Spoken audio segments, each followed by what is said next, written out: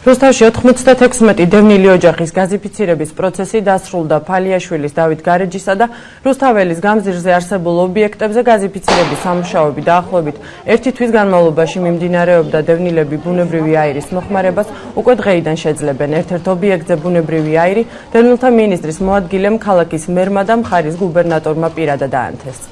დაახლოებით 1 თვის წინ სამინისტრო შეპირდა მათ გაზიფიცირებას და დღეს ფაქტიურად 66 ოჯახი ცხოვრობს აქ. 66 ოჯახს გაზიფიცირება გაუკეთა და რუსთავში დღევანდელი მონაცემებით დაახლოებით 100-მდე ოჯახში გაზიფიცირება აქვს აკეთებული. საკმაოდ კარგი და მნიშვნელოვანია და მე მგონი ხედავთ, რომ საკმაოდ გაყოფილია მოსახლეობა. სულ 96 ოჯახს გაზიფიცირება გაუკეთა დევნილთა სამინისტროს მიერ.